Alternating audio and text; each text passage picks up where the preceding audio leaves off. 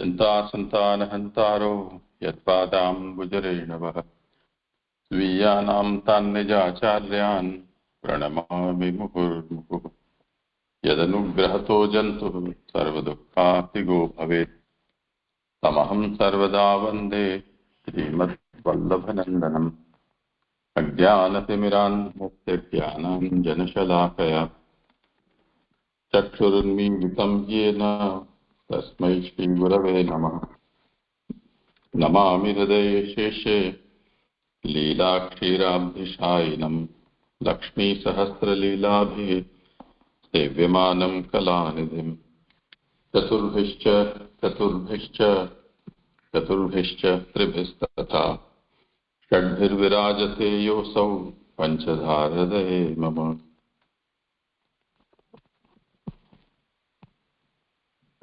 करो आराम जिनका क्रम हो। दंडोत प्रणाम जी। आज मेरा क्रम है। भागवत जी की अपन ने जो देखा कि भागवत जी की जो व्याख्या है वो भागवतार्थ प्रकरण सुबोधिनी जी से हमको प्राप्त होती है।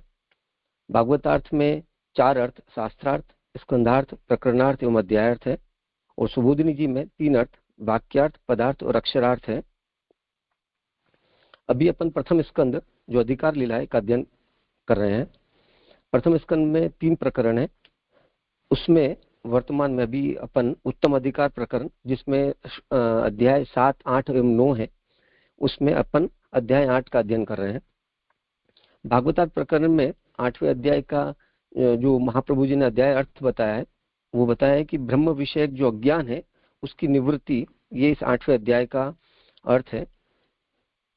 8वें अध्याय के प्रारंभ में जो अपन ने कारिका है, वहां पे महाप्रभु जी ने हमको बताया कि प्रारंभिक 16 श्लोकों से जो दोष का निरूपण है उसका वर्णन है, और 17 श्लोक से कुंती जी की स्तुति का निरूपण वहां पे प्राप्त हो रहा है। कुंती जी की स्तुति जो 17 श्लोक से प्रारंभ हुई है, वहां 16 श्लोक संख्या 17, 18 एवं 19 में हमने प्रभु के स्वरूप का वर्णन देखा। अब जो है श्लोक संख्या 20 एवं 21, वहां प्रभु के गुणों का वर्णन है। तो मैं श्लोक संख्या 20 और 21 की प्रस्तुति के अंतर्गत श्लोक संख्या 20 का आभासार्थ अभी प्रारंभ कर रहा हूं। इस प्रकार स्वरूप का वर्णन कर गुणों को कहती हुई अपने से सब तरह के संबंध बताती हुई कुंती नमस्कार करती है।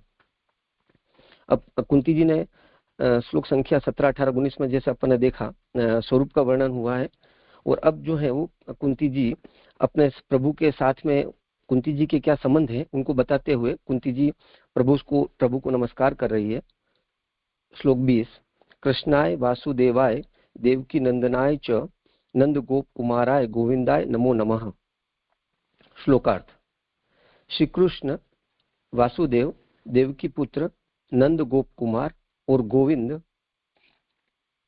आदि नामों से कहे जाने वाले आपको बार बार प्रणाम है। सुबोधिनी जी, कृष्ण नाम से कुंती अपने भाई का पुत्र बता रही है।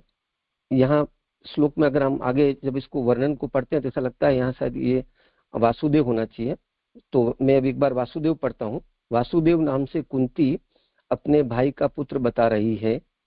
भगवान तथा कुंती का संबंध ऐसा है जिससे श्लोक में बताए गए रूप नमस्करणीय नहीं है, क्योंकि श्लोक के पदों से भगवान को भतीजा बताया गया है, परंतु जब भगवान अपने निज जनों के उद्धार के लिए सब संबंधों को रखकर अवतीर्ण होते हैं, ऐसा ज्ञान होने पर श्लोक में बताए गए रूप भी नमस्करणीय हो जाते हैं।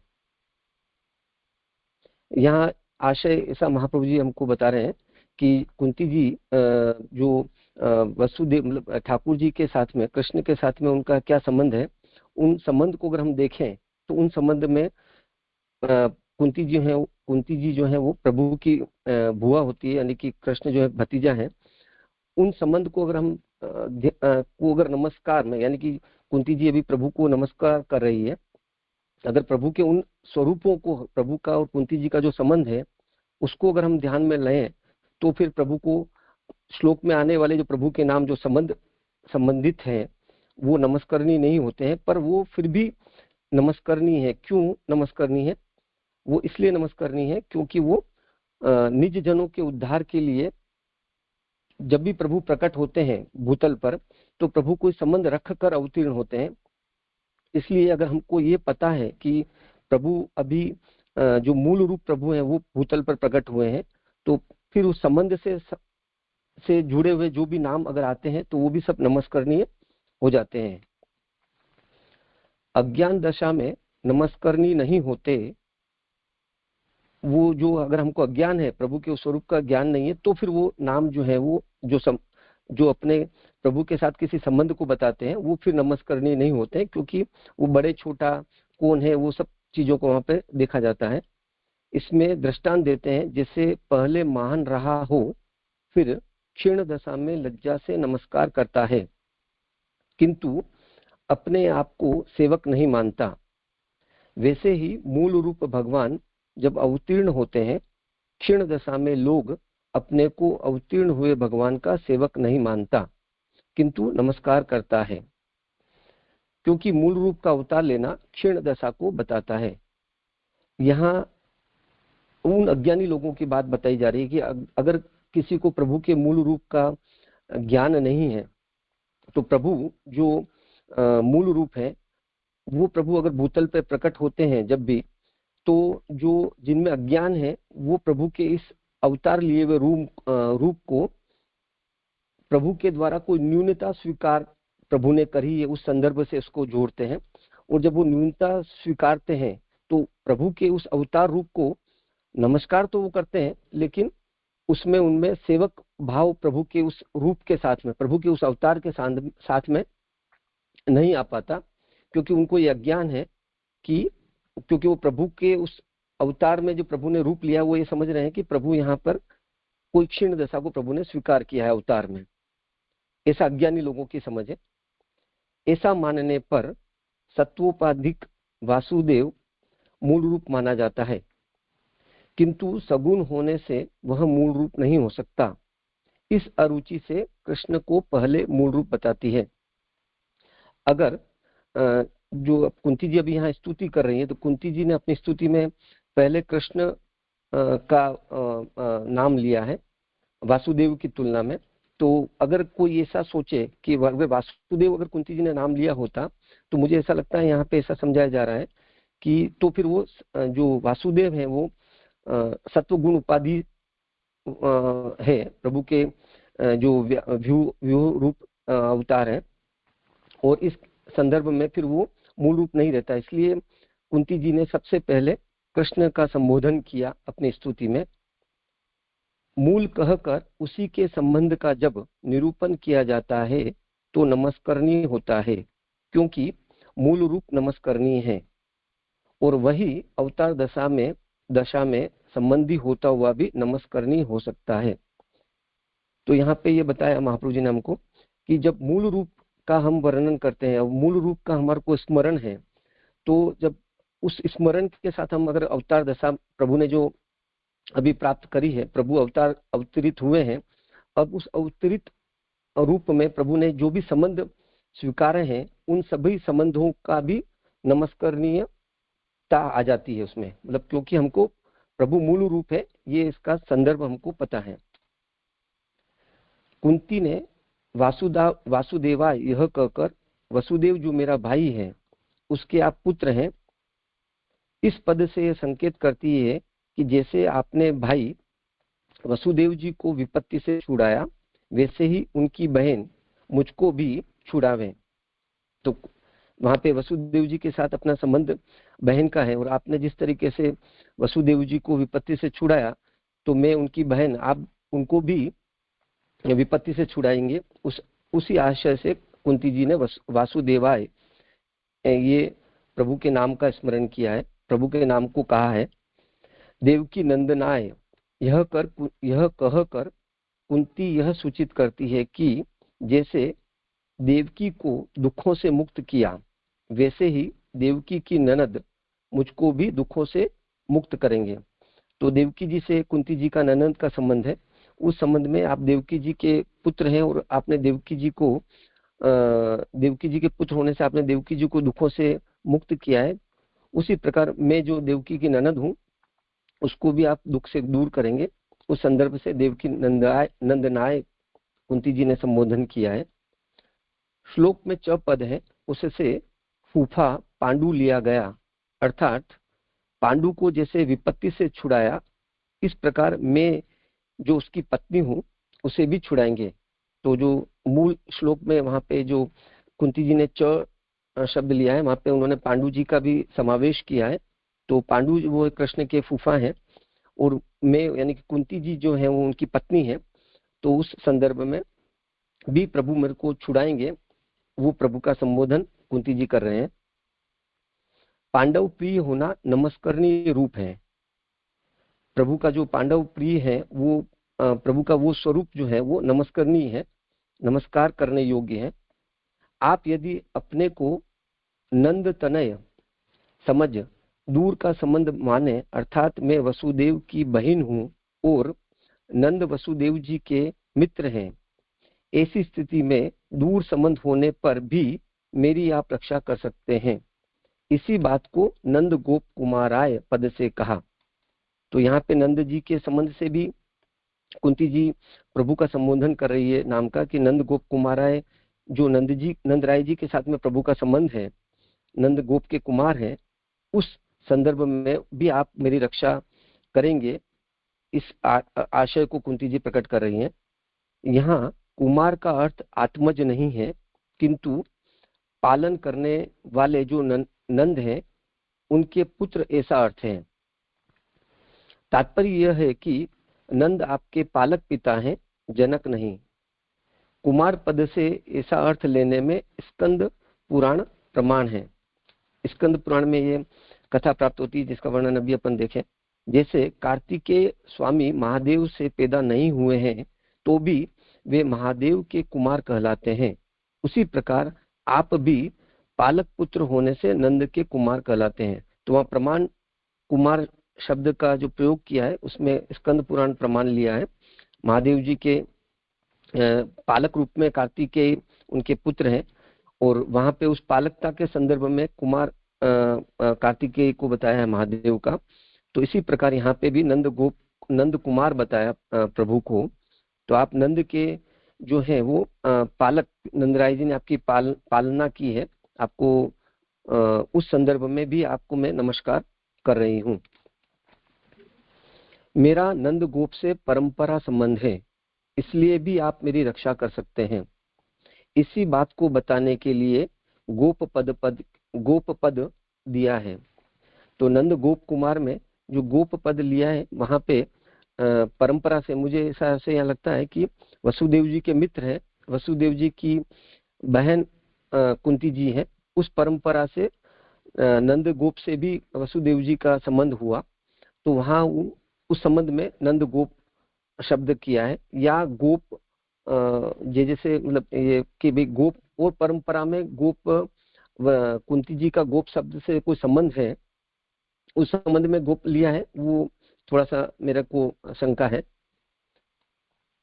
तो यहाँ पे फिर नंद गोप शब्द जो नंद कुमार के साथ में नंद गोप शब्द का जो कुंती जी ने उपयोग मतलब प्रयोग लिया है प्रभु के नाम में, वो भी परंपरा से संबंध बताने के लिए लिया है।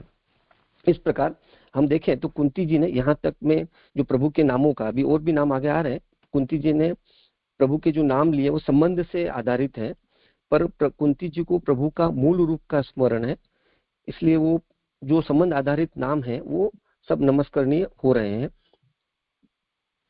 उसी प्रकार से जो सन्मार्ग में चलने वाले सभी को संपूर्ण अभिष्ट देते हैं, इसलिए आप गाय आदि के इंद्र हैं।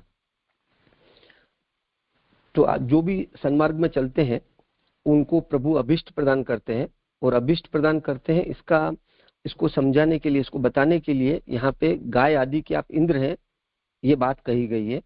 इसी बात को इंद्रम नस्त्वा विशेष्याम, हम आपको इंद्र बनाना चाहते हैं, ये भागवत जी के 10वें स्कंद 24वां अध्याय 21वें श्लोक में आता है।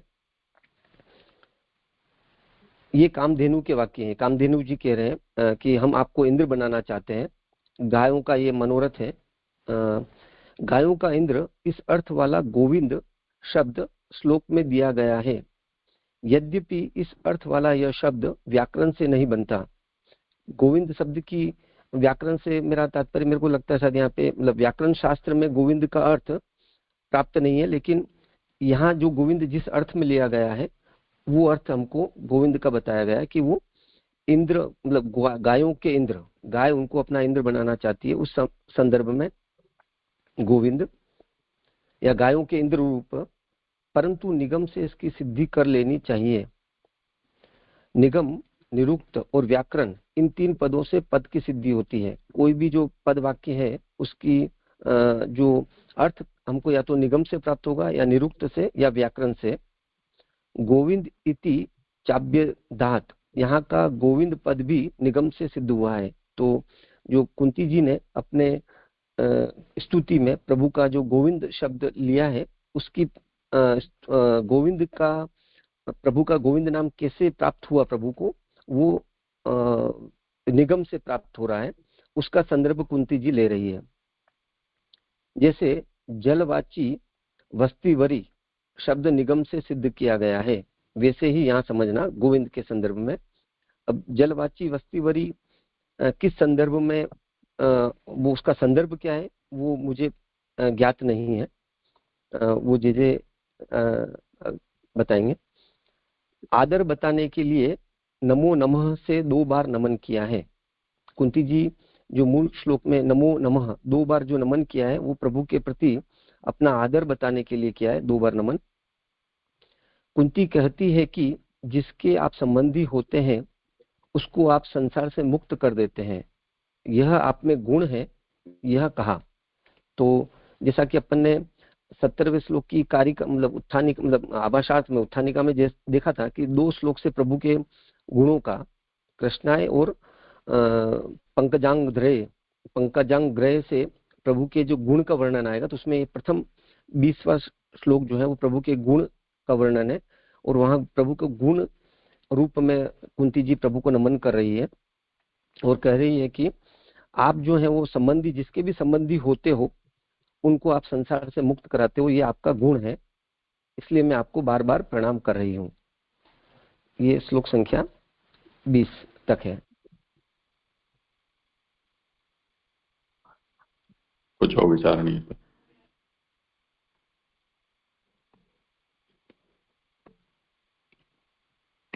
करो भले आगे।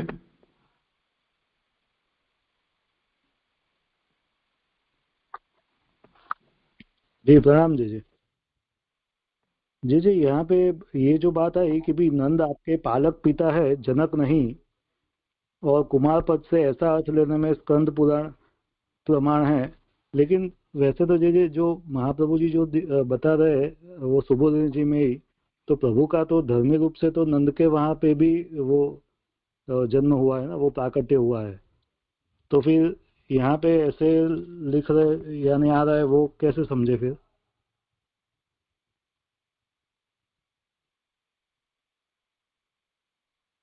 करो समाधान, तुम्हारा फोन म्यूट है। जी जी जी, मुझे यहाँ पे ऐसा ऐसे लग रहा है कि जैसे अभी तेजस भी आपने पूछा कि प्रभु को, क्योंकि वहां पे ऐसा मैंने भी कभी सुना था, मैंने इसका पूरा अध्ययन अभी नहीं हुआ, कि प्रभु का 2 बार प्राकट्य बताया। एक प्रभु का जो है वो देवकी वसुदेव जी के यहाँ जेल में उस समय मथुरा में, और गोकुल में नंद राय जी यशोदा जी के यहाँ पे प्रभु का प्राकट्य बताया धर्मी रूप में। अब यहाँ पे मुझे ऐसा लगता है कि यहाँ जो, जैसे कि आगे के श्लोक में अपन देखेंगे कि प्रभु की जो लीला है वो कई बार क्या है कि बहुत दुर्गेय होती है, मतलब उसको अभी चूंकि कुंती जी प्रभु के नामों का स्मरण कर रही है और प्रभु के नाम प्रकट कर रही है, तो उस अर्थ में अभी प्रभु की ये जो लीला है कि प्रभु देवकी वसुदेव मतलब अपने नंदराय जी यशोदा जी के यहाँ पर भी प्रागट्य हो रहा है उसी समय, अगर जो आशय में सही तरीके से ग्रहण कर पा रहा हूँ, जो मैंने कहीं सुना है उस जे के द्वारा और कुछ और अन्य संदर्भ में, तो अगर वो उस आशय को यानी उस लीला को यहाँ पे अभी कुंती जी का तात्पर्य नहीं है प्रकट करने का, तो इसलिए कुंती जी यहाँ पे मुझे लगता है कि शायद नंद गोप कुमार पालनता के संदर्भ में प्रभु के उस और नंद का संबंध बताना चाह रही है, बता रही है, ऐसा आशा लगता है। ऐसा है कि वसुदेव देवकी जी के यहाँ जिस तरह से प्राकट हुआ है वैसा प्राकट्य थोड़ी नंदराय यशोदा जी के यहाँ हुआ है। वहां तो योग माया हुई थी प्रकट। भगवान का जो प्राकट्य वहां हम कहते हैं वो प्राकट्य तो अलग प्रकार है। तो प्राकट्य हम मानते हैं, इसलिए उसके दो भेद किए जाते हैं कि एक तो लोकवेद प्रसिद्ध भगवान का प्राकट्य जो मथुरा में हुआ था, और एक लोकवेदातीत का प्राकट्य जो गोकुल में हुआ था। तो यहाँ कुंती को जो पता है वही तो वो कह रही हैं, यहाँ महाप्रभु जी थोड़ी कह रहे हैं। तो कुंती ने वासुदेव क्यों कहा, देवकी नंदन क्यों कहा, और नंद गोप कुमार में केवल कुमार शब्द का प्रयोग क्यों किया पालक पुत्र के रूप में। तो वो उसको जो पता था वही तो वो कहेगी ना। वो लोकवेदातीत जो प्राकट्य हुआ है वो कुंती थोड़ी जानती है। जी जी जी, स्पष्ट हुआ। जी तो जो कुंती जी का अनुभव है और कुंती जी ने जो जाना, जो लोकवेद प्रसिद्ध है, उस संदर्भ में कुंती जी प्रभु के उन रूप नामों का स्मरण कर रही है, ले रही है। बराबर। जी जी। दंडवत प्रणाम जी। मेरा ये प्रश्न है कि जैसे कुंती जी के चरित्र बारे में तो हम लोग जानते हैं कि उन्होंने हमेशा दुख ही मांगा है ताकि भगवान का स्मरण उनको रहे, नहीं तो सुख में वो स्मरण नहीं कर पाती है।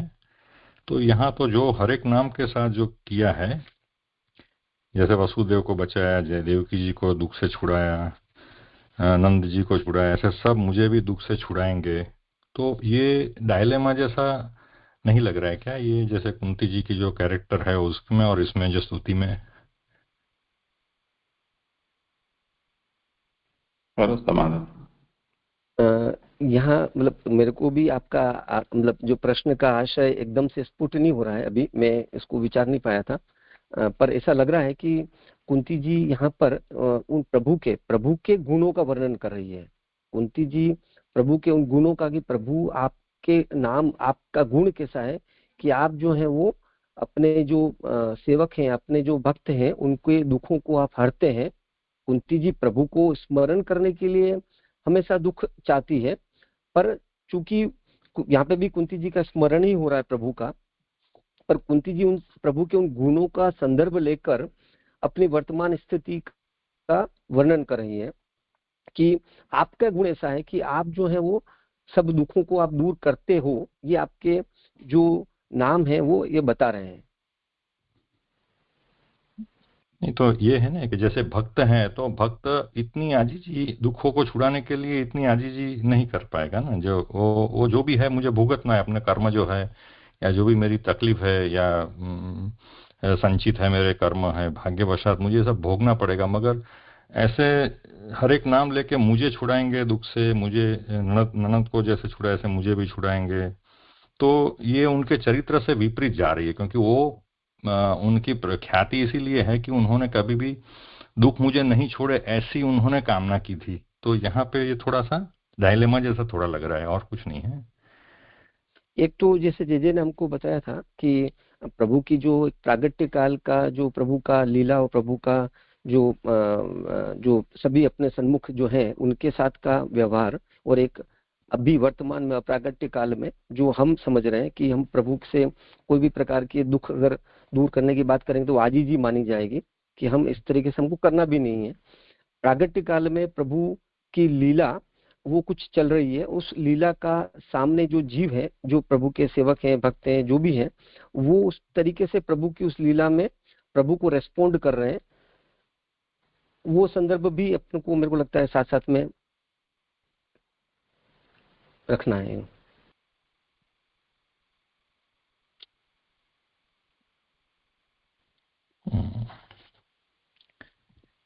ठीक है, इतना इस स्पष्ट नहीं समय है जी। जो कुंती जी की जो स्तुति हो रही है उसमें परीक्षित का तो रक्षण हो चुका है। अब तो वो जो भी संकट था वो टल गया। अब तो रही बात यह कि भगवान अब द्वारका पधारेंगे, उतनी सी तो बात रही है। तो जितने भी प्रबल दुख थे उससे तो प्रभु ने उनको बाहर निकाल ही लिया है।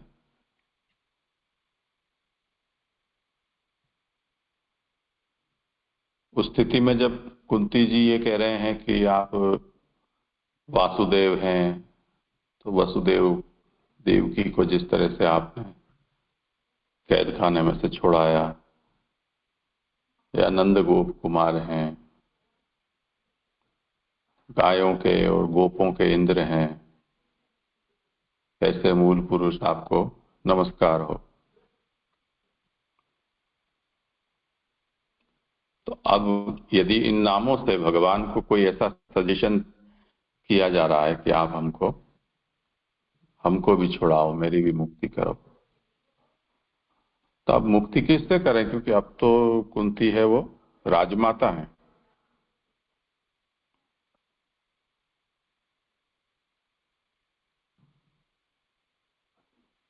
तो अब हमें ये समझना होगा कि जैसे देवेश ने कहा कि ये भगवान की स्तुति है, और वो स्तुति में भगवान के गुणों का निरूपण यहाँ 2-3 श्लोकों से किया जा रहा है।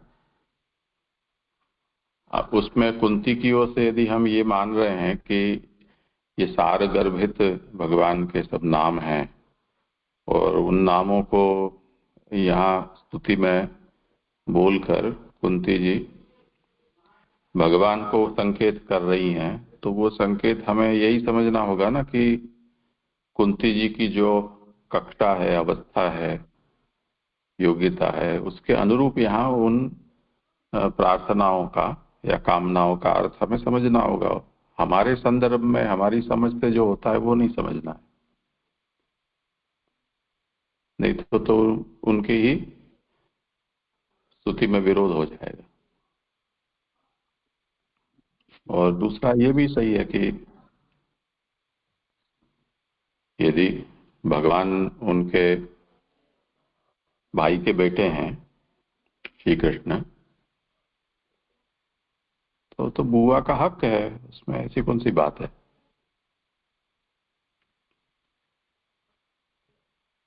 तो उसमें कोई विरोध भी नहीं है।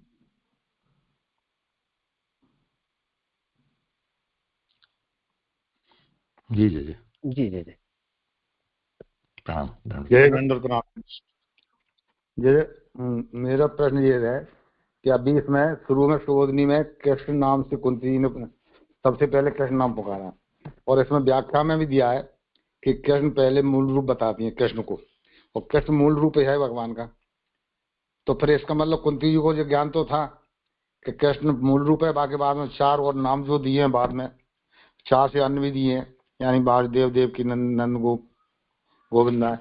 तो मूल को तो वो जानती हैं, इसलिए तो दिया पहला कृष्ण नाम। अभी इन्होंने समझा व्याख्या में कि कृष्ण को वासुदेव समझे, तो वासुदेव ने कृष्ण नाम मूल नाम है, वासुदेव न समझ तो इसको मूल ही समझना पड़ेगा। व्याख्या में भी ये क्लियर कर दिया है, यानी कृष्ण को पहले मूल रूप बताती हुई, यानी मूल का फिर इनसे संबंध होने के कारण इनको नमस्कार नहीं माना गया है, ऐसा समझाया है। तो मेरी समझ एक तो ये पांडित जी इस तरह से आया। जैसे दूसरा एक इन्होंने इसको क्लियर नहीं किया था कि कार्तिकेय जो है महादेव जी के पैदा नहीं हुए, फिर उनके पुत्र कैसे हुए, केवल उन्होंने अधूरा छोड़ दिया। उसका एक लाइन मुझे थोड़ा सा मुझे ज्ञान है, स्कंद पुराण के अनुसार ही थोड़ा इन्होंने उसमें दिया है कि शिव जी से जो दिव्य 6 चिंगारियां निकली शिव जी के शरीर से, और वो 6 शिशु बन गए, बालक बन गए। उनका पालन जो कृतिका नामक दासियों ने किया, और पार्वती ने इन 6 को मिला करके एक बना दिया, 6 सिर वाला बालक हो गया। तो इस तरह से कार्तिकेय का जन्म हुआ था, यानी वो उनके द्वारा। लेकिन जब इसको अपन ये कह समझे, यहाँ तो भगवान मथुरा में जन्म हुआ है और वहां पालन हुआ है, यहाँ जन्म तो शिव जी से हुआ है। तो मैं इसको जो है थोड़ा सा क्लियर नहीं कर पा रहा कि यानी जन्म तो यहाँ शिव जी से हुआ है, पार्वती ने उनको पालन पोषण किया यहीं के यहीं, यहाँ भगवान का मथुरा में जन्म हुआ है, पालन पोषण और सब उधर हो रहा है अलग अलग, तो जो उसको संगति जरा क्लियर नहीं हुई जरा मुझे।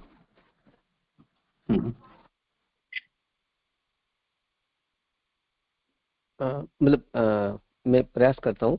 जैसे आपने पहले बताया वहां तो वसुदेव मतलब जो कुंती जी को प्रभु का जो मूल रूप है, कुंती जी यही महाप्रभु जी हमको समझा रहे हैं, बता रहे हैं सुबोधनी जी के माध्यम से कि क्यों कुंती जी ने पहले कृष्ण का नाम उच्चारण किया।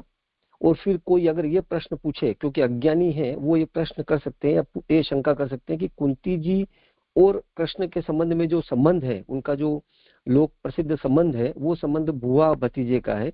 तो उसमें बुआ बड़ी होती है, भतीजा छोटा होता है, तो प्रणाम करने का अवसर नहीं होगा। तो लोक में भी अपन देखते हैं कि बड़े छोटे को प्रणाम नहीं करते हैं।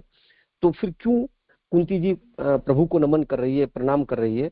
तो प्रणाम करना योग्य है, ये बताया महाप्रभु जी ने। इस संदर्भ में हमको महाप्रभु जी ने बताया कि इसलिए कुंती जी जो है वो पहले कृष्ण जो मूल रूप है उनका स्मरण कर रही है, उससे प्रभु को वो नमन कर रही है, प्रणाम कर रही है। और कुंती जी को पता है कि जो प्रभु अभी अवतार लिया है, भूतल पर प्रकट हुए हैं, उन्होंने जब भी, क्योंकि यहाँ पे अपन देखें तो प्रभु जब भी भूतल पर प्रकट होते हैं तो कोई संबंध को रखते हैं। वो पंक्ति जो सुबोधनी जी के अर्थ में यहाँ आ रही है कि अपने निज जनों के उद्धार के लिए सब संबंधों को रखकर अवतीर्ण होते हैं। तो प्रभु जैसे हम राम अवतार में देखते हैं तो प्रभु जो है वो किसी के पुत्र बने, किसी के भाई बने। उसी प्रकार से प्रभु जब यहाँ पे प्रकट हुए हैं कृष्ण रूप में, तो प्रभु का प्रागट्य जो है वो कोई ना कोई संबंध प्रभु स्वीकार कर रहे हैं। तो अब उस संबंध को अगर किसी ने ध्यान में रखा तो फिर नमस्कार करना दुविधा का विषय बन सकता है, उनके संबंध के अंतर्गत कौन बड़ा कौन छोटा। पर अगर मूल रूप प्रभु भूतल पर प्रकट हुए हैं तो फिर चाहे वो प्रभु उनसे संबंध में छोटे हैं तो भी नमस्करणीय हो रहे हैं, यह बताया गया है। इस संदर्भ में ही वहां ये बात आई। एक मुझे ये आपका जो पहले वाले के संदर्भ में ये लग रहा है। अभी आपने समझाया, हाँ सुनिए, अभी आपने समझाया, अब क्लियर हुआ। अर्थात कुंती जी को मालूम था कि मूल में कृष्ण ही है, ये आपने आप क्लियर। इसलिए पहले शुरू में जो भी जी, इसलिए अब कुंती जी जो भी नाम ले रही है तो वो उसका ध्यान संदर्भ है पता कुंती जी को। इसलिए महाप्रभु जी कह रहे हैं हमको कि ये सब जो प्रभु के अन्य आते हुए नाम भी अब नमस्करणीय बन जा रहे हैं। जो दूसरा था, मतलब वो आपने बताया, मतलब स्कंद पुराण की कथा कि किस तरीके से कार्तिकेय का प्रागट्य हुआ, कि वो ऐसे 6 रूप में अग्नि में प्रकट हुए और फिर वो 6 को एक किया महादेव जी ने।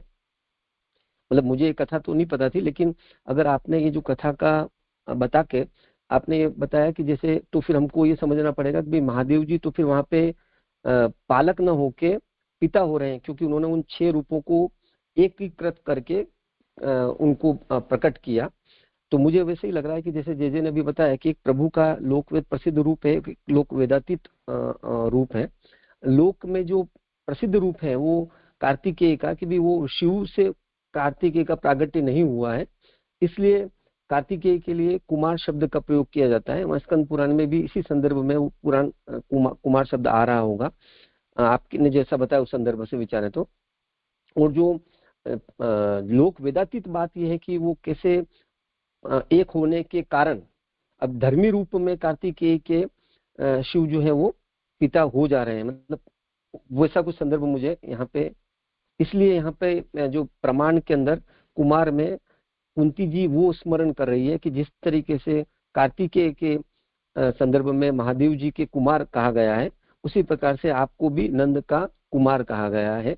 और मैं उसी का संदर्भ लेके यहाँ पे आपका ये नाम उच्चारित कर रही हूँ। मुझे लगता है शायद ये तात्पर्य होना चाहिए। नहीं, ये तो अभी क्लियर इसलिए नहीं हुआ, मैंने अभी पहले बताया आपको, भगवान का प्रागट कहाँ हुआ? मथुरा में। पालन कहाँ हुआ? गोकुल में जाकर। इस तरह का कार्तिकेय का, तो कार्तिकेय कहाँ उनका प्रागट हुआ? यानी कार्तिकेय महादेव जी से। पालन पोषण कहाँ हुआ? महादेव जी के यहाँ। तो वो तो अलग दूसरी जगह पैदा होकर के इनके पास तो नहीं आए, इनसे ही हुए, इनके यहाँ हुआ। ये मेरा प्रश्न था, ये मैं नहीं समझ पाया इसको। अच्छा, तो फिर जे इसमें अपन को बताएंगे।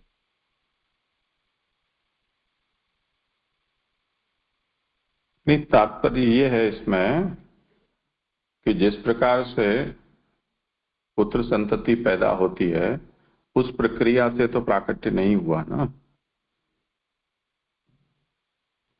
तब फिर वो कार्तिकेय है वो शिव के पालक पुत्र ही हुए, शिव उनके जनक नहीं हुए, ये तात्पर्य है। यहां से वहां गए, वहां से यहां गए, वो एक अलग विषय है।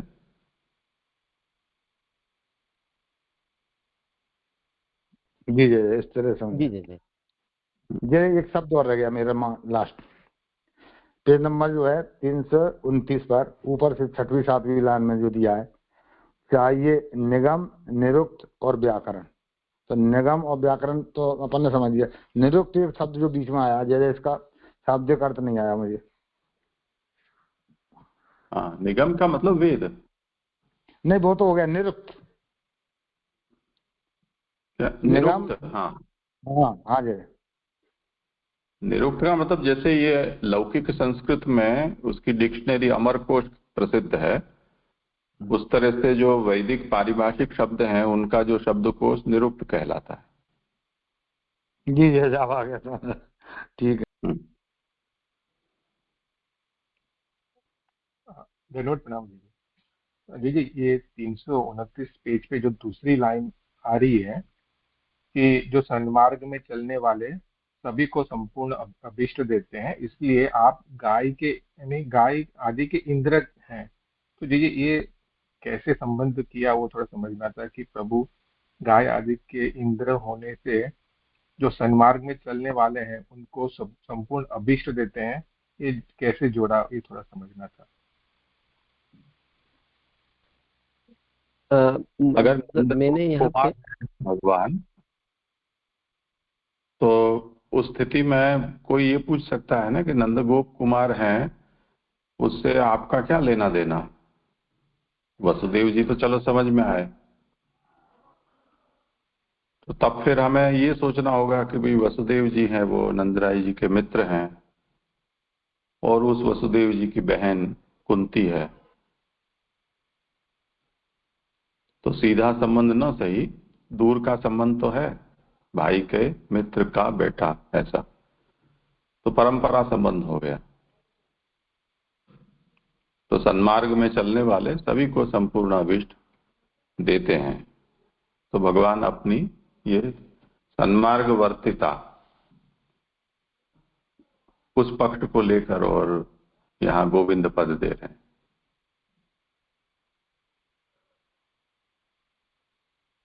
जी जी जी, स्पष्ट हुआ। जी जी जी स्पष्ट हुआ।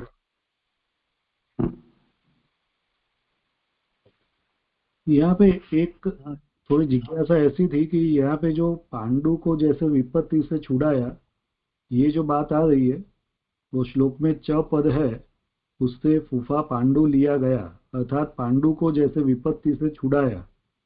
तो ये वो याद नहीं आ रहा है मुझे, ये पांडु को कौन सी विपत्ति और कहाँ से छुड़ाने की बात आ रही है, वो थोड़ा स्पष्ट करे तो अच्छा है। हाँ, मुझे भी वो उस लीला का संदर्भ नहीं है पूरा।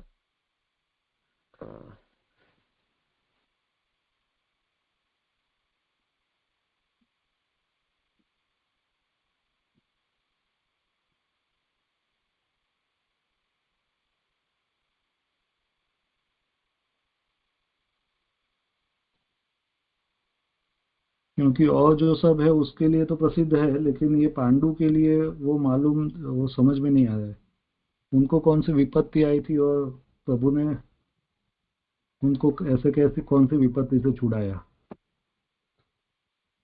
हाँ, ये मेरे ख्याल से महाभारत में शायद अपन को देखना पड़ेगा।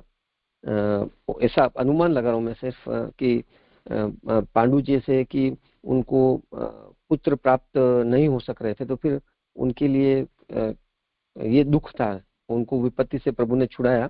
किस तरीके से उन्हें अन्य देव अधिदेव होकर उनके पुत्र रूप में प्रकट हुए, शायद ये संदर्भ।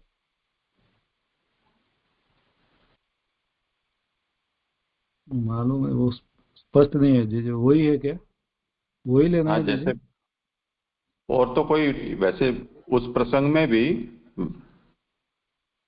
भगवान का सीधा कोई वहां चरित्र प्रकट नहीं होता है, क्योंकि तब तक तो भगवान का प्राकट्य भी नहीं है। तो वो जो है वो भगवान ने अपने कृष्णावतार से पूर्व, अथवा अधिक से अधिक हम ये कह सकते हैं कि प्रभु ब्रज में अभी विराज रहे हैं, उस काल की ये बात हो सकती है कि तब आपने पांडु का इस तरह से हित किया। तो यहाँ जिस तरह से स्तुति की जा रही है उसमें संबंधियों को चकार से लेते हुए आप आज्ञा करते हैं कि जो पिता हैं पांडु, पिता के जो बहनों ही हैं, उनको आपने जिस तरह से मुक्ति की, तो आप उसकी पत्नी को भी इस तरह से आप मुक्ति करें। तो वसुदेव जी के बहन होने के नाते वो आपके संबंध में उपाजी लगते हैं। तो उस दृष्टि से आप उसकी पत्नी को, यानी मुझे भी आप मुक्ति प्रदान करें। तो पांडु की मुक्ति हम जानते हैं कि उनको वो शाप हुआ था, और वो हिरण और हिरणी ऋषि रूप जो थे वो हिरण हिरणी के रूप में साथ थे, और तब उनको तीर लगा और उन्होंने मरते हुए शाप दिया कि अगर तुम सहवास करोगे तो तुम्हारी भी मृत्यु होगी। तो ऐसा होने पर भी उनको दिव्य पुत्र संतति प्रदान की, जिससे कि उनके श्राद्धादिक जो है वो अटक न जाए। तो इस तरह से भगवान उनके मोचक हुए, ऐसा सोच सकते हैं जो अभी देवेश ने कहा। जी जी जी जी जी जी जी और ये जो वसती वरी का एक किसी ने प्रश्न पूछा था, मुझे याद नहीं रहा, जो भी हो, ये जो विषय है वो वेद में आता है, और पुरुषोत्तम जी ने प्रकाश में इसको स्पष्ट किया है कि वसति वरी वद इति यथा अयम शब्दो यज्ञीय जल विशेष वाचको निगम सिद्ध। वेद में ये वसति वरी इस शब्द का प्रयोग यज्ञ में उपयोग में आने वाले खास प्रकार के जल के लिए किया जाता है। तो ये नाम वहां पर वेद में प्रसिद्ध है। उसी तरह से गोविंद नाम भी समझना चाहिए। जी जी स्पष्ट हो, मैंने ही पूछा था, अब क्या स्पष्ट हुए?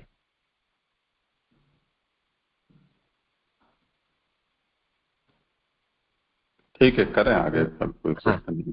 हाँ, श्लोक 21 की अवसार्थ अब दूसरे गुणों को कहते हैं। नमः पंकज जनाभाय, नमः पंकज मालिने, नमः पंकज नेत्राय, नमस्ते पंकजांग्रहे।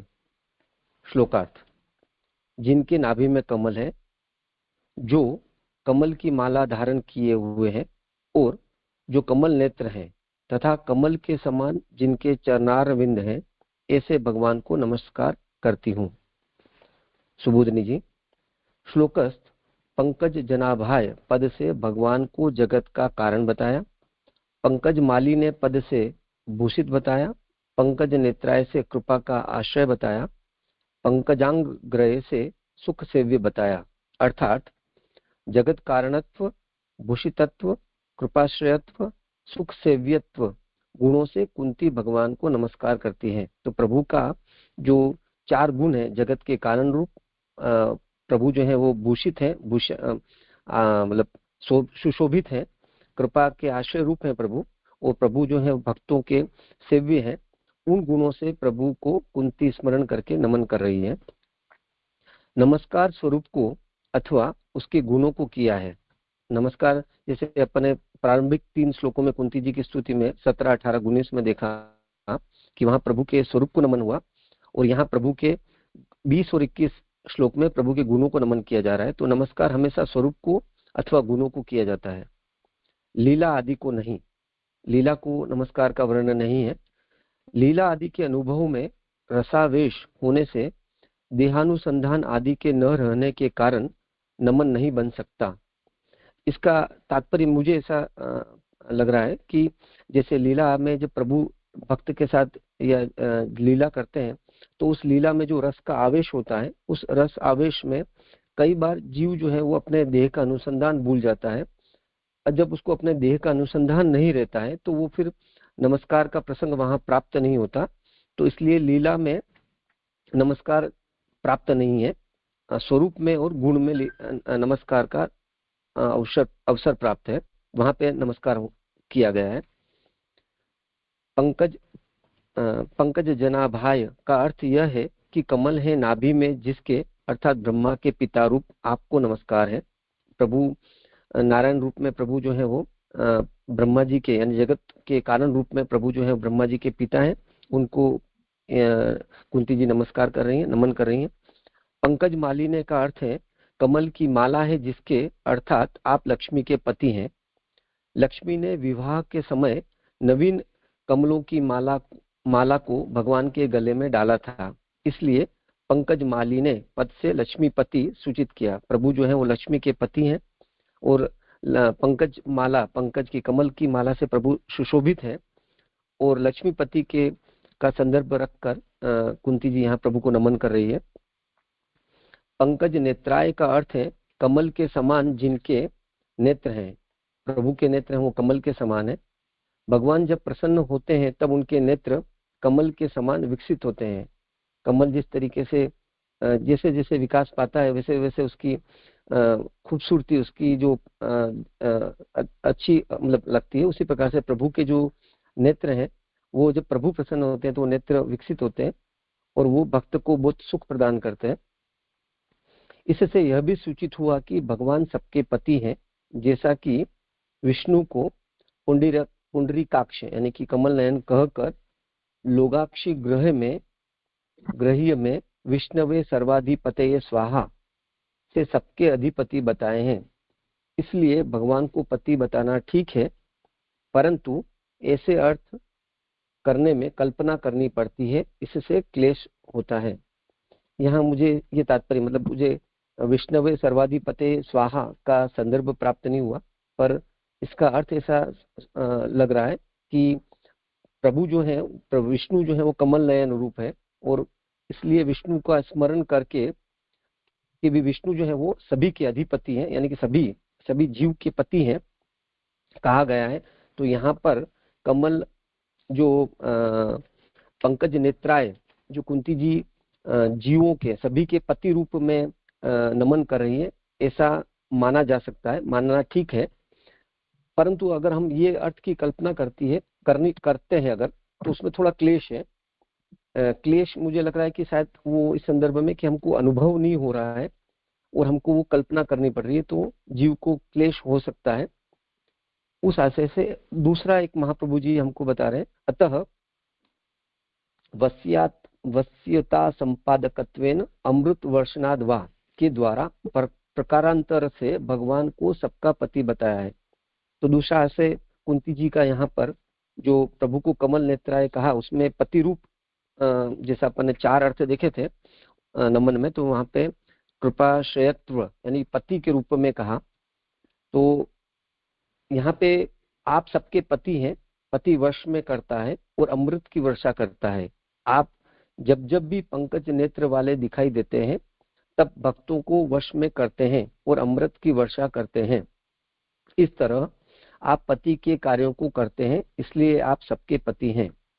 तो यहाँ पर कुंती जी हमको ये बता रही हैं कि प्रभु मतलब महाप्रभु जी कुंती जी के आशय को बता रहे हैं कि अब यहाँ पर कुंती जी प्रभु के उन नेत्रों का स्मरण कर रही है कि प्रभु पंकज नेत्र वाले हैं और जब प्रभु प्रसन्न होते हैं, पंकज नेत्रों का जो विकास होता है उससे जो भक्त है वो प्रभु के वश हो जाते हैं और पति का धर्म है, गुण है वश करना।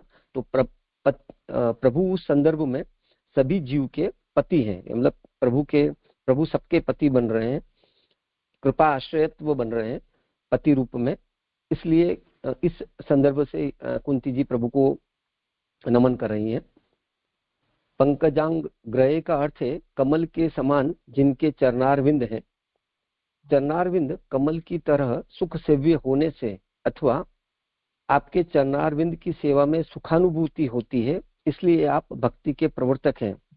जो प्रभु का, जो अपन ने आगे जैसे देखा था कि सुख सेव्यत्व जो प्रभु का गुण है, उस संदर्भ में कुंती जी प्रभु को पंकजांग ग्रह कह रही है कि भी प्रभु के जो चरणारविंद वो कमल के समान है, और कमल के समान प्रभु के चरणारविंद होने के कारण जो प्रभु के सेवक हैं वो प्रभु की सेवा करना चाहता है, और प्रभु उनकी सेवा में उनको सेवक को सुख प्रदान करते हैं कमल चरणारविंद होने के कारण, कमल के समान चरणारविंद होने के कारण।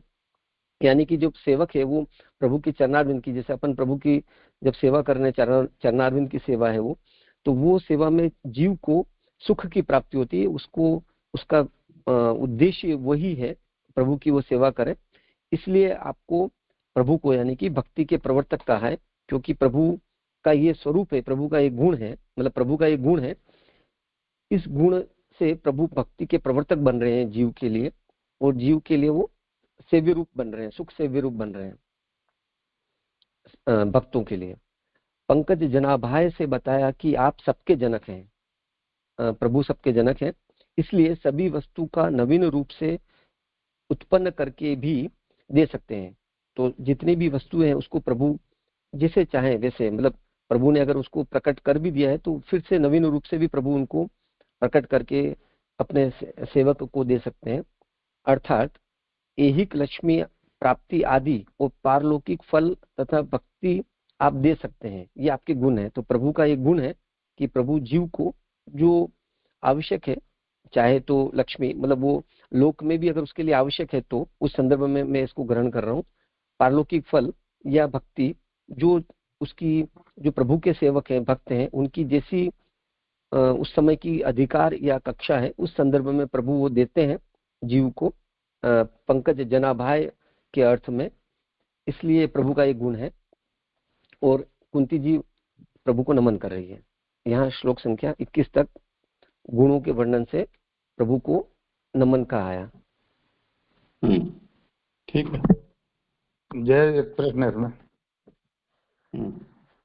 जो पेज नंबर 330 पर जो है ऊपर से जो मोटे अक्षरों में तीसरी लाइन में विष्णुवे सर्वाधिपते स्वाहा, और ये जो है देवी पुराण से लिया गया, तो इसमें क्लियर किया है कि सबके अधिपति बताए हैं, इसलिए भगवान को पति बताना ठीक है। अब परंतु शब्द आया अलग से, यानी ऐसे अर्थ करने में कल्पना करनी पड़ती है। जब क्लियर दिया है ऊपर सर्वाधिपते, तो फिर कल्पना कैसे, और इससे कलेश होता है।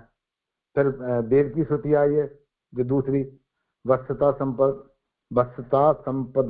संपादकत्वे अमृत वर्षणात् वा, मान इसके द्वारा भी जी बता रहे हैं कि भगवान को सबका पति बताया है, आप सबके पति हैं। दोनों ही जो है श्रुतियों में, यानी देवी पुराण में, वेद में, दोनों में एक ही चीज को बता रहे हैं। फिर उसमें ऊपर वाले में कलेश क्यों है, नीचे वाले को क्लियर कैसे है, ये क्लियर नहीं हुआ मुझे।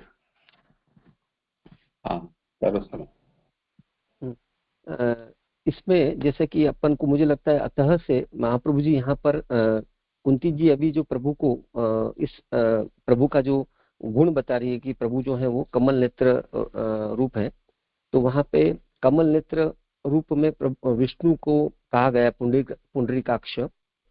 तो एक कुंती जी का वो स्मरण हो सकता है इस संदर्भ में, जैसा कि आपने बताया कि वो देवी पुराण में आ रहा है, वो मुझे संदर्भ पता नहीं था। तो वहां पे अब क्या हो रहा है कि वो महात्म्य है कि वो विष्णु जो है वो कमल नयन रूप है, और वहां पे उनको सबका पति कमल नयन रूप विष्णु जो है, क्योंकि विष्णु जगत के पालक है, वो पालक होने के संदर्भ में विष्णु सबके पति रूप है। तो अब वो अनुभव में थोड़ा सा कम है, इसलिए वो विष्णु का वो स्वरूप का हमको स्मरण करना पड़ेगा। कल्पना उस संदर्भ में, कल्पना मतलब मिथ्या कल्पना नहीं, कल्पना मतलब विष्णु का वो स्वरूप का स्मरण करो और फिर विष्णु को अपना पति रूप समझो। इसमें थोड़ा सा क्लेश होगा वो समझने में, क्योंकि अनुभव से थोड़ा सा वो दूर है, अनुभव में नहीं आ पा रहा है। दूसरा अतः करके जो दूसरा महाप्रभु जी ने हमको अर्थ बताया, वहां पे मुझे लग रहा है कि वहां पे महाप्रभु जी बता रहे हैं कि प्रभु जो है वो पंकज नेत्र वाले हैं। तो जैसे प्रभु जब भी प्रसन्न होते हैं तो प्रभु के नेत्र विकसित होते हैं, और वो विकसित नेत्र जो है प्रभु के, वो भक्तों को वश कर लेते हैं। अब ऐसे प्रभु के ऐसे नेत्र रूप जब भक्त प्रभु के दर्शन करते हैं तो भक्त जो है वो प्रभु के वश हो जाते हैं, उन नेत्रों को देखने मात्र से प्रभु के वश हो जाते हैं। तो वो महाप्रभु जी बोल रहे हैं वो वहां क्लेश नहीं है, क्योंकि वो एक प्रभु के स्वरूप से प्रकट होता हुआ एक गुण है। और इसलिए ये इस कार्य में तो ऐसा लग रहा है कि दो अर्थ दिए हैं। पहले में वो क्लेश रूप बताया, दूसरे में कल्पना के संदर्भ में नहीं, उसको प्रभु के महात्म्य के संदर्भ में वो बताया। और यहाँ जीव के साथ प्रभु का वो लीलात्मक व्यवहार बताया कि जहाँ वो नेत्र का ये प्रभाव पड़ रहा है कि जीव प्रभु के वश हो रहे हैं और पति ही वश करता है, ये आशय दूसरा है। तो इसको अर्थात अपन ऐसे समझे कि ऊपर का जो देवी पुराण का वाक्य है, वो वाक्य जो है उसमें भी जो दिया सर्वाधिपति, पर निचले वाले वाक्य में तो कमल मेरी कुछ समझ में नहीं आ पा रहा। वाक्य में कमल से व्याख्या में तो दिया है, नीचे आपने बता दिया, वो क्लियर हो गया, पर वाक्य के अनुसार मेरी समझ नहीं आता, क्योंकि संस्कृत में कम समझता हूँ, जरा थोड़ा सा और क्लियर कर दें। मतलब इसमें कि वो जो अमृत वर्षनाद, इससे वो पति रूप बता रहे हैं। मतलब जो ऊपर तो सर्वाधिपते स्पष्ट है, पुराण वाक्य है, पर यहाँ पे वो पति शब्द नहीं आ रहा है, मतलब इस प्रमाण वाक्य में भी। पर यहाँ पे प्रभु का वो गुण बताया कि प्रभु के नेत्र कैसे सुशोभित नेत्र है प्रभु के। उन प्रभु के उन नेत्र को देखकर जो भक्त है वो प्रभु के वश हो जाता है। और वश कौन करता है? पति करता है। पति का गुण धर्म है वश करना। तो इस कारण से प्रभु सबके पति हो रहे हैं, क्योंकि प्रभु अमृत वर्षनाद कर रहे हैं। प्रभु ऐसे नेत्रों से जब जीव को यानी कि भक्त को देख रहे हैं, तब वो अमृत की वर्षा हो रही है, और अमृत की वर्षा से जीव जो है यानी कि भक्त जो है वो प्रभु के वश हो जा रहा है। उस संदर्भ से वहां पे प्रभु पति बन रहे हैं। ये बात थोड़ा अब क्लियर हुई है निचले वाले शब्द से, अमृत वर्षनाद से, यानी अमृत की वर्षा कब होती है? प्रभु कमल नेत्र कमल जैसे होंगे जब ही वर्षा होगी। ऊपर इस तरह का जो है उसमें अलंकार नहीं दिया हुआ है। ठीक है, अब क्लियर हो गया।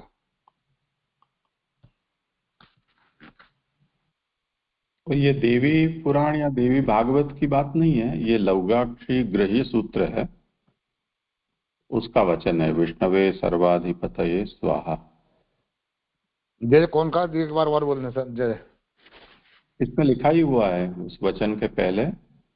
हाँ, लौगाक्षी गृही है, उसके बाद सूत्र एक और शब्द जोड़ दो उसमें। तो ये पहली बार आया है, ठीक आगे समझ गए।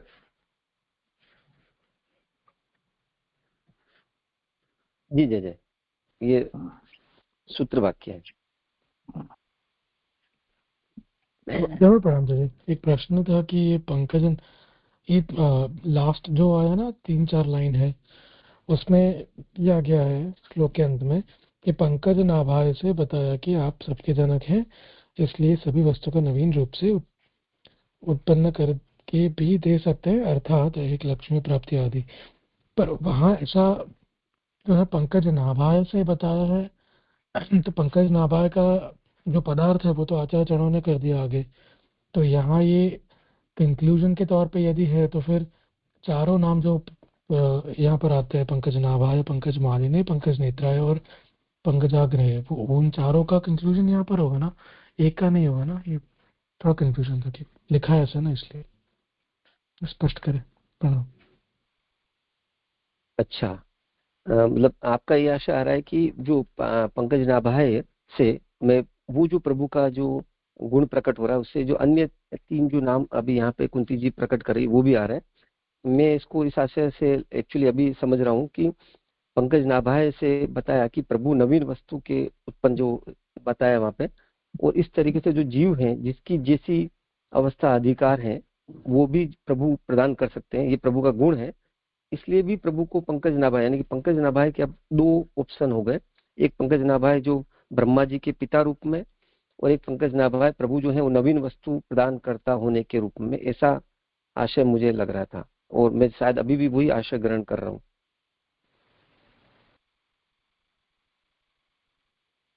जी ठीक है, नहीं मतलब मैं थोड़ा मूल में देख रहा था कि दो दो बार पदार्थ कर रहे हैं आचार्य या फिर तो मूल में शायद ऐसा नहीं है, वहां पर ऐसा कुछ, वहां तो सिर्फ ऐसा लिखा है कि सर्वजनकत्वेन सर्वम उत्पाद्यति प्रयच्छेद करके, तो वो पंकज नाभाए इति करके कुछ नहीं था शायद, तो इसलिए मैं थोड़ा कंफ्यूज हो गया।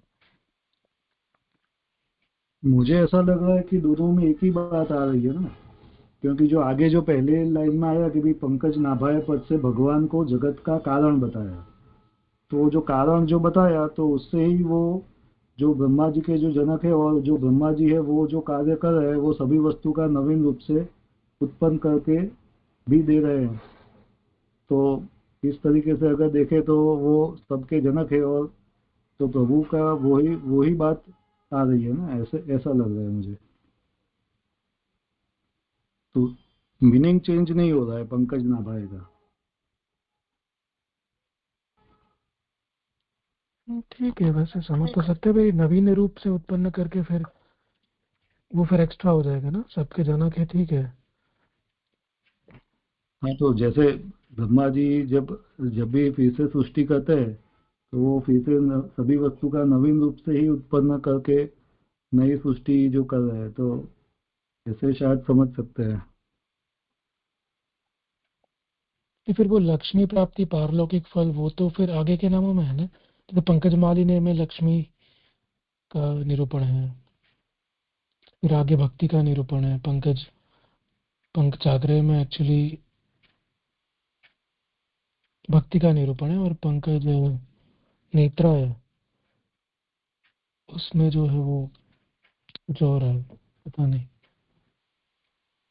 नहीं, मतलब इसको दोनों आरंभ से लो ना।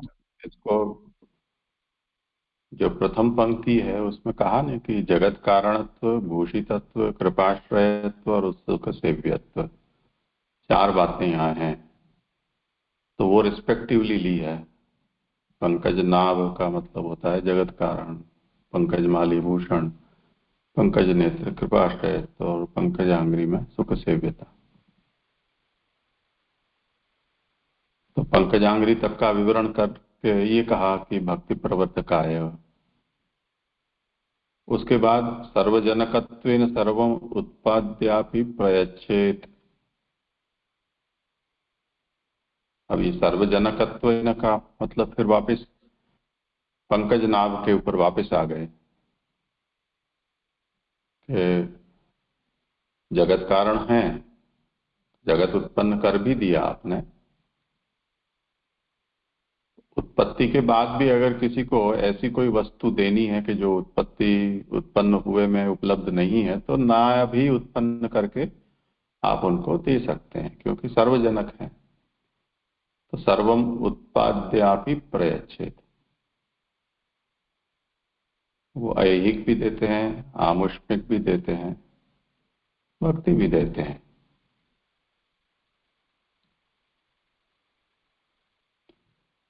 जी जी, मतलब वो जी जी बैक टू वहां जा रहे। हाँ। प्रणाम जी। हम्म। अभी श्लोकार्थ श्लोक 22 अब जैसे अपन ने 17 की आवेशार्थ में देखा था कि 2 नंबर 21 और 20 और 21 में प्रभु के गुणों का वर्णन था। वहां पे प्रभु के गुणों से प्रभु को नमस्कार कुंती जी कर रही हैं। अब यहाँ से प्रभु का 3 श्लोकों से प्रभु की लीला का वर्णन है। श्लोक संख्या 22, 23, 24। उसमें 22 मेरा है, 23 और 24 आगे की प्रस्तुति करने वाले के हैं। तो श्लोक संख्या 22 को मैं ले रहा हूँ। 3 श्लोकों से भगवान की एक ज मिनट ना, सॉरी। वो जी यहाँ पे वो जो पुंडरीकाक्ष है उसका क्या मीनिंग होगा? वो पुंडरीकाक्ष कहकर वो जो लोगाक्षी गुह्य में अधिपति बताए, तो पुंडरीकाक्ष यानी वही लेना, वो सबके अधिपति ऐसे? नहीं, पुंडरीकाक्ष मतलब कमल नयन रूप। पुंडरीकाक्ष कमल नयन कहकर पंकज विष्णु नेत्राय का कहा। पंकज नेत्र है। ठीक जी।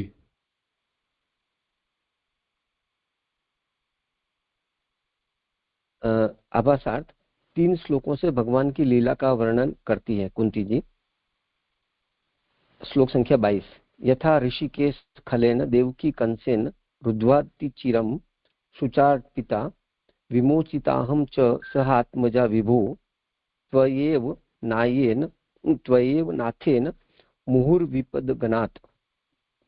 श्लोकार्थ। हे ऋषिकेश, हे इंद्रियों के नियामक, दुर्जन कंस से जेल में रोकी गई बहुत काल से शोक युक्त अपनी माता देवकी को शोक से तथा बंधन से छुड़ाया।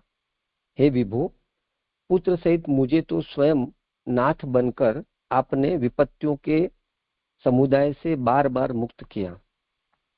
सुबोधिनी जी, ऋषिकेश पद से मुख्य लीला कही।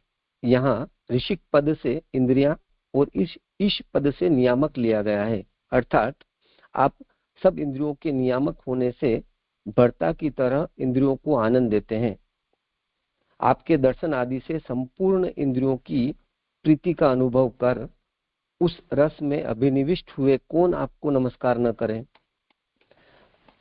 यहाँ ऐसा आशय लग रहा है कि प्रभु का जो ऋषिकेश जो संबोधन अभी कुंती जी कर रही हैं, तो वहां पे बताया कि आपकी ये मुख्य लीला है। उस संदर्भ में ऋषिकेश मुख्य लीला का आशय कि प्रभु जीवों को, समस्त इंद्रियों सहित जीव को आनंद कराते हैं, मतलब इंद्रियों का सुख प्रदान करते हैं प्रभु। जैसे अपन देखते हैं कि भक्ति मार्ग की विशेषता क्या है, तो भक्ति मार्ग में इंद्रियों के संग समस्त इंद्रियों से हम प्रभु का आनंद ले सकते हैं। तो प्रभु जो है वो समस्त इंद्रियों के भर्ता बन रहे हैं। प्रभु वहां पे हमारा पोषण कर रहे हैं सभी इंद्रियों का, और उन पोषण से उन इंद्रियों का जो मूल उद्देश्य है वो पूर्ति हो रही है, प्रभु के साथ जुड़ना।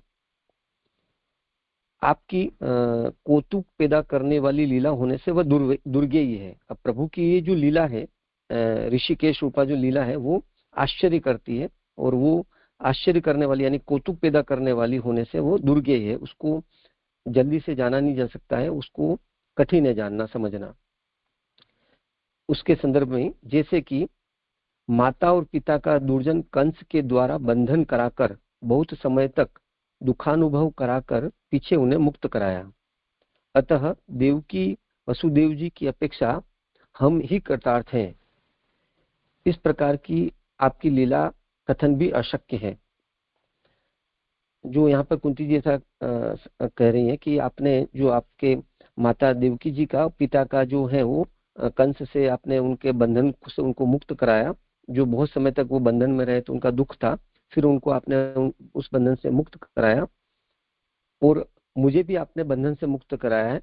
तो पर देवकी और वसुदेव की अपेक्षा में कुंती जी मुझे लगता है यहाँ पे शायद ऐसा करें कि देवकी वसुदेव जी की अपेक्षा हम ही कृतार्थ हैं, मतलब ज्यादा कृतार्थता हमारी है। मतलब कुंती जी बोल रही है मेरी है। आगे इसका थोड़ा सा वर्णन करके फिर अपन उसका संदर्भ विचारने की कोशिश करेंगे। इस प्रकार की आपकी लीला का कथन भी अशक्य है कि जो प्रभु की जो लीला है किस तरीके से कुंती जी ये बात कह रही है, वो भी दुर्गेय है यानी अशक्य है। ऊपर प्रतीक में 3 श्लोकों से लीला का वर्णन करती है ऐसा कहा है, जो अपन ने आभासार्थ में देखा था श्लोक संख्या 17 में कि 3 श्लोकों से प्रभु की लीला का वर्णन आ रहा है, ऐसा कहा है। तो श्लोक में विमोचिता से भक्त मोचकत्व जो बताया गया है वह तो गुण है, लीला नहीं। फिर इस श्लोक से लीला का वर्णन कैसे हुआ, तो कहते हैं कि भगवान में भक्त मोचकत्व गुण है, तो भी लीला को गुप्त रखकर गुण ही उस रूप में कहे गए हैं, अर्थात गुणों से गुप्त रूप में लीला का ही वर्णन किया है। इसका ऐसा लग रहा है कि यहाँ पे महाप्रभु जी बता रहे हैं कि अब जो प्रभु के अब जो 3 श्लोक कुंती जी जो ले रही हैं वहां पे लीला का वर्णन है, पर जो मोचकत्व जो प्रभु का जो संदर्भ लिया है अभी कुंती जी ने, तो वहां पे विमोचिता जो संदर्भ लिया है तो भक्त मोचकत्व के संदर्भ में है। तो वो प्रभु का गुण है कि भक्तों को प्रभु जो भी अवस्था है दुख वगैरह की, उनसे प्रभु दुख से उनको दूर करते हैं। जैसे आगे अपन ने देखा कि किस तरीके से प्रभु वसुदेव जी के दुख से को दूर किया, देवकी जी को दुख दूर किया, तो उस तरीके से विमोचिता भी जो है वो प्रभु का गुण हो रहा है। जबकि इसका समावेश यहाँ लीला संदर्भित जो 3 श्लोक है उसमें आ रहा है, तो वो उसको कैसे सोचा जाए? तो वहां बताया महाप्रभु जी ने अपन को कि ये गुण है, पर इस गुण में लीला मुख्य है, मतलब और वो लीला जो है वो क्योंकि प्रभु की लीला जो है वो दुर्गेय है, इसलिए यहाँ पे हमको प्रभु का वो गुण रूप दिखाई दे रहा है, पर इस गुण रूप में प्रभु एक्चुअली लीला प्रकट कर रहे हैं, इसलिए यहाँ पर इसका लीला में समावेश किया गया है। इसका आगे उदाहरण में जैसे हम देखें कि मतलब उदाहरण में नहीं तो मूल श्लोक की पंक्ति है, जैसे खल कंस से जेल में बंद रही देवकी को आपने छुड़ाया और बहुत काल तक शोक युक्त थी, उसे बंधन एवं शोक से भी मुक्त किया। तो प्रभु, ये सब प्रभु की लीला चल रही है, प्रभु बंधन से छुड़ा रहे हैं, लेकिन वो प्रभु का यहाँ पे गुण नहीं है, वो लीला है। कुंती कहती है कि इसी प्रकार मुझे भी शोक मुक्त किया आपने, मुझको भी जो शोक थे सारे वहां से आपने भी मुझको भी मुक्त किया है। जैसे कि जेजे ने अभी बताया था कि अब तो कुंती जी जो है वो राजमाता हुई है, तो उससे पहले कुंती जी के जो अनेक शोक थे, दुख थे, वो भी दूर हुए हैं। कुंती जी उसका भी यहाँ पर स्वीकृति प्रदान कर रही है। श्लोकस्थ च से यशोदा आदि भी ली गई, अर्थात उन्हें भी दुख से मुक्त किया। तो मूल में जो च आया उस प्रकार प्रभु ने वसुदेव जी, देवकी जी, मुझको और सबको, उसी में च में यशोदा जी का भी वर्णन यहाँ पर कुंती जी कर रही हैं। मेरे में उनकी अपेक्षा विशेषता है, मैं अपने पुत्रों सहित विपत्तियों से मुक्त की गई, अर्थात मुझे और मेरे पुत्रों को भी आपने बचाया। देवकी जी के तो आप ही ऐसे पुत्र हैं जिससे उसे दूसरे पुत्रों की अपेक्षा नहीं है, इसलिए आत्मज सहित देवकी को छुड़ाया। इस आशय से सह आत्मजा देवकी का विशेषण नहीं हो सकता, क्योंकि भगवान के अतिरिक्त दूसरा कोई पुत्र उनके नहीं था। तो यहाँ पर जो सह आत्मजा शब्द का जो कुंती जी ने प्रयोग किया है, लिया है, वहां पे महाप्रभु जी बता रहे हैं कि वो कुंती जी स्वयं के लिए कह रही है, क्योंकि सह आत्मजा में देवकी जी के तो आप ही पुत्र हैं, तो देवकी जी के संदर्भ में वो न लेके कुंती जी ने सह आत्मजा मतलब पुत्रों सहित मुझको छुड़ाया, तो उसमें मेरी अधिकता हुई। आपने वहां पे सिर्फ देवकी जी को दुख से दूर किया, और मेरे केस में आपने मुझको और मेरे पुत्रों को सह आत्मजा हम सबको दूर किया, तो वो थोड़ी अधिकता आ रही है उसमें, ऐसा आशय लग रहा है। क्योंकि भगवान ये आया जिसको कि आप दुखों से मुक्त करते हैं, क्योंकि आपके भगवान तो आप तो एक ही पुत्र थे उनके, तो आप और कौन से पुत्र को दुख से दूर करते? अथवा एक दूसरा अपन ऐसे इसको विचारें, अथवा कुंती के कहने का तात्पर्य यह है कि उस देवकी के बहुत से पुत्र मरवा डाले, वो मेरे एक ही पुत्र कर्ण को मरवाया, अतः देवकी से मेरे में विपरीतता है, अर्थात देवकी के एक ही पुत्र आप रहे और मेरे एक ही पुत्र को मरवाया। तो यहाँ पर भी जो है वो मेरे में अधिकता आ रही है कि देवकी जी के तो अपन ने जैसे देखा, समझ रहे हैं अपन कि बहुत से पुत्र वहां पर जेल में कंस ने उनका वध किया, और मेरे केस में कुंती जी कह रही है कि सिर्फ कर्ण का ही वध हुआ है, तो उस संदर्भ में भी मेरे में देवकी जी से अधिकता है दुख दूर करने के संदर्भ में। तो अब ऐसा कैसे हो सकता है? कुंती जी आशय क्यों ग्रहण कर रही है और क्यों ऐसा कर रही है? तो वहां पे बताया, इसका उत्तर कुंती देती है, आप विभु हैं, अर्थात सब कुछ करने में समर्थ है। तो जो मूल श्लोक में विभु शब्द आया, विभु प्रभु सर्व समर्थ है, यानी कि प्रभु ऐसी अधिकता, प्रभु कुछ भी कर सकते हैं, मतलब किसी के साथ में ऐसी अधिकता का भी प्रभु मतलब किया जा सकता है प्रभु के द्वारा, इसलिए क्योंकि प्रभु सर्व समर्थ है, प्रभु को कोई बंधन नहीं है। इसी आशय से वहां पर कुंती जी ने विभु शब्द का प्रयोग किया है। इसलिए इस रूप में भी आप इस रूप में भी कार्य कर सकते हैं आप विभु के रूप में भी। जिनका स्वामी नहीं है उसके आप ही स्वामी बनकर दुखों से छुड़ाते हैं। देवकी के पक्ष में नाथेन पद के आगे सह लगाकर अपने पति यानी वसुदेव जी के साथ देवकी को बंधन एवं शोक से मुक्त किया। कुंती के पक्ष में यह अर्थ है कि आप ही ने नाथ होकर मुझे बचाया। देवकी के तो वसुदेव जी नाथ यानी कि स्वामी थे, और मेरे पति पांडु के न रहने से मैं अनाथ थी, इसलिए आपने मेरे नाथ बनकर मुझे मुक्त किया। तो यहाँ पर भी कुंती जी जो है वो देवकी जी से अपनी विशेषता बता रही है कृतार्थता में, कि आप मेरे संदर्भ में तो मेरे पांडु जी नहीं रहे, तो आप ही, क्योंकि मैं अनाथ हुई उनके न रहने के कारण, तो आप ही ने मेरा नाथ बनकर मुझको बचाया है।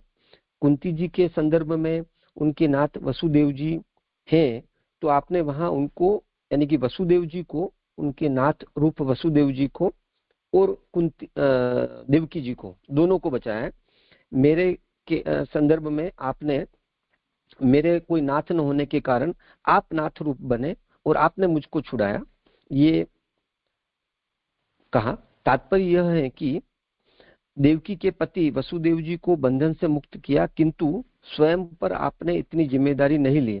जो देवकी जी के जो पति हैं, जो नाथ रूप यहाँ संदर्भ अगर ग्रहण करें तो उनको आपने बंधन से मुक्त कराया, पर आपने स्वयं देवकी जी की जिम्मेदारी नहीं ली, और मेरे तो नाथ बनकर मेरे सभी जिम्मेवारी आपने ले ली। और आप तो, क्योंकि मैं तो अनाथ थी, आप मेरे नाथ बने और इस तरीके से आपने मेरी सब जिम्मेदारी आपने ले ली। इससे देवकी की अपेक्षा मैं उत्तम हूँ, इस प्रकार मैं देवकी की अपेक्षा उत्तम हूँ, ये कुंती जी कह रही हैं। यह भगवत लीला है, लीला में विपरीत कहना भी अच्छा होता है। अब कुंती जी जो है इस तरीके से जो भगवत लीला में अपना जो अधिकता बता रही हैं, वो लीला में ऐसा कुछ भी कहना, मतलब उसमें कोई भी प्रकार का किसी को मतलब आपत्ति नहीं होनी चाहिए, क्योंकि ऐसी विपरीतता भी लीला में अच्छी होती है, ऐसा आशय मुझे यहाँ लग रहा है। एक बात यह भी है कि वह देवकी बार बार नहीं छुड़ाई गई, किंतु 2 बार ही छुड़ाई गई। मुझे तो बाल्यकाल से लेकर बार बार मुक्त किया। एक आपत्ति में अनेक आपत्तियां आई, उन सभी आपत्तियों से आपने मुझे बचाया। एक आपत्ति से नहीं, किंतु आपत्तियों के समुदाय से मेरी रक्षा की। आपत्तियां क्या आई, यह महाभारत में प्रसिद्ध है। तो देवकी जी यह भी कह रही हैं, मतलब कुंती जी, कि देवकी को तो आपने 2 बार बचाया है, और मुझे तो आपने बार बार, बचपन से, बाल्यकाल से, मेरे जब भी मुझे कोई विपत्ति आई तो आप ही वहां मुझे बचाया आपने। तो आपने मेरे को आपत्तियों के समुदाय से मुझे बताया, जैसे कि महाभारत युद्ध है, जैसे हम देखें तो वहां पे भी पूरा एक आपत्तियां हैं, बहुत सारी आपत्तियां हैं। अपन देखेंगे किस तरीके से आगे के श्लोक में आया कि ब्रह्मास्त्र का पहले प्रयोग हुआ 7वें अध्याय में, अपन ने देखा, फिर बाद में फिर से परीक्षित के गर्भ का दाह करने के लिए फिर ब्रह्मास्त्र का प्रयोग हुआ। ऐसे कई आपत्तियां बार बार आई, अनेक बार आई, और उन सभी आपत्तियों को से आपने मुझे बचाया है। ये आशय, यानी कि ये प्रभु की इस लीला को बचाने की विमोचिता, ये जो प्रभु की लीला है, अब ये लीला रूप बन रही है, गुण रूप नहीं हो रही। यहाँ पर वो लीला दुर्गे होने के कारण गुण दिखाई दे रहा है, पर मूल में वो प्रभु की लीला है, ये बचाना। उस आशय से इसको यहाँ पर इस श्लोक का जो है गुण में समावेश न करके यहाँ पर लीला में इसका समावेश किया गया है, ऐसा आशय लगता है। यहाँ तक श्लोक संख्या 22, मतलब 21, सॉरी, श्लोक संख्या 22। कुछ और विचार नहीं है इसमें? जी जी जी, यहाँ पे इस तरीके से जो डिफरेंस कर रहे हैं, लेकिन नॉर्मली तो जो लीला जो है तो वही फिर बाद में जो गुण रूप से हम उसका वो अवगाहन करते हैं, या तो उसको वो उसका स्मरण करते हैं। तो इस तरीके से जो लीला है वो ही तो गुण है। तो यानी इसमें ऐसे डिफरेंस जो बता रहे वो थोड़ा समझना था। कुंती जी इसी आशय से यहाँ पर, जैसे अपन देखें कि महाप्रभु जी ने सुबोधिनी जी में हमको बताया कि ऋषिकेश का संबोधन कर रही है कि प्रभु की मुख्य लीला है। लीला अब प्रभु की कैसी होती है, वो लीला ऐसी है कि जो दुर्गेय है, और उसी लीला का स्मरण करके वहां पर उन्होंने प्रभु को ऋषिकेश रूप बताया कि जो समस्त इंद्रियों के नियामक है, और समस्त इंद्रियों के नियामक होने के कारण जब भी इंद्रियों को दुखानुभूति होती है, उन दुखानुभूति से वो प्रभु उनको छुड़ाते हैं, और जो उस इंद्रियों की आवश्यकता है, जो एक सेवक की आवश्यकता होती है, उस रूप में प्रभु उन इंद्रियों का भरण पोषण यानी पोषण करते हैं भर्ता रूप में, और ये प्रभु की लीला है। इसलिए यहाँ ऋषिकेश आया, और मुझे लगता है आगे उसी संदर्भ में फिर वो विमोचिता को लेना है, क्योंकि लीला प्रभु की दुर्गे है। तो अब लीला विमोचिता गुण रूप दिखाई देने के बावजूद भी वो कैसे लीला रूप हो रहा है, वो खले ने देव की कंसेन से आगे जो प्रभु की लीला बताई उससे वो उसको जोड़ना है, या जोड़ रही है कुंती जी, ऐसा महाप्रभु जी मुझे लग रहा है आशय हमको बता रहे हैं।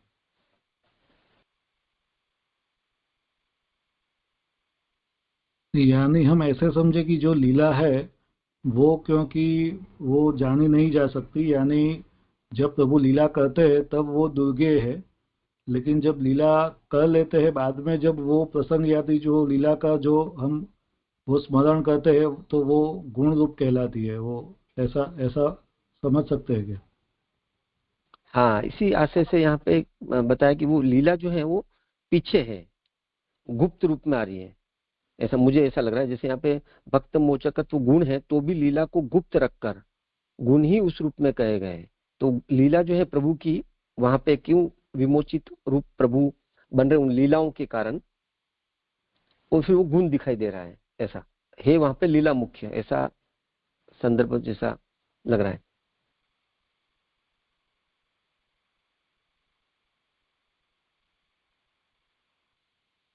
जी जी जी, ऐसे ऐसे समझे क्या वो? हाँ, क्योंकि ऐसा ही वैसे लग ही रहा आप है। जी मुख्य जी बात जी तो ये है कि भगवान ने जिस तरह से कंस से वसुदेव देवकी जी को मुक्त किया, ये भगवान की लीला ही है। अब यहाँ पर जो लीला गिनाई जा रही है, ये जो ऋषि के शब्द है उसका तात्पर्य प्रमुख प्रमुख लीलाओं को यहाँ कुंती जी ने गिनाया है, इस अभिप्राय से ये ऋषिकेश है।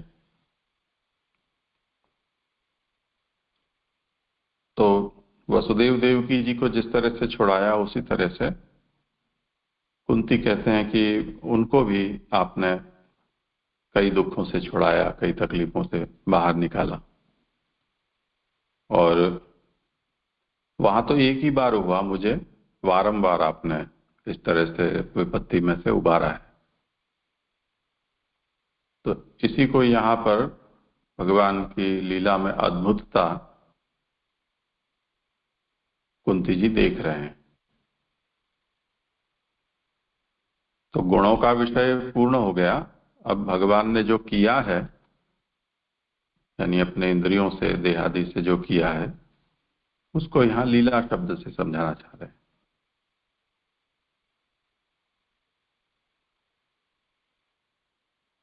जी जी जी, स्पष्ट हुआ। जी जी।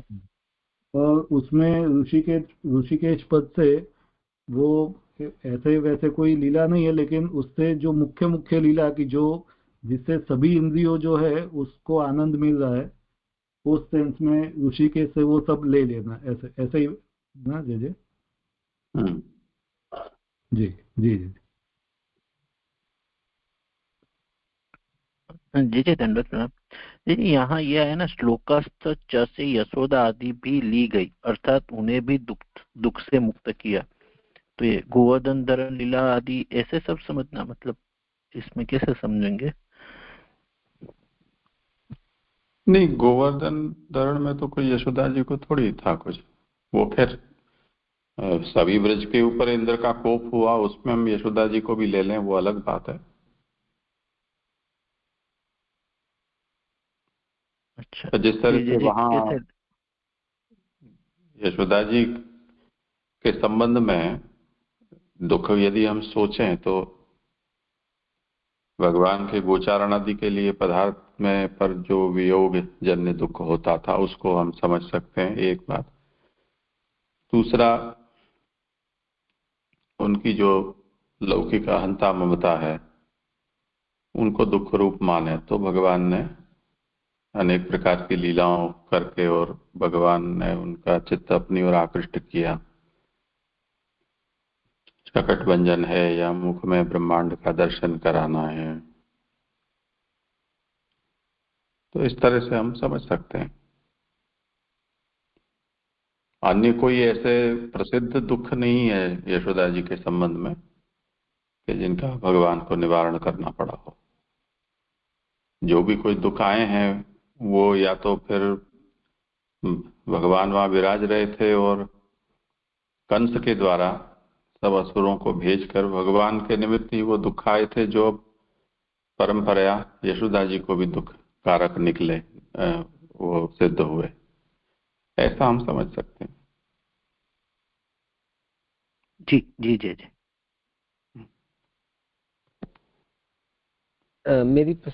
मेरा क्रम यहीं तक था, 22 श्लोक। अच्छा ठीक है, तो यहाँ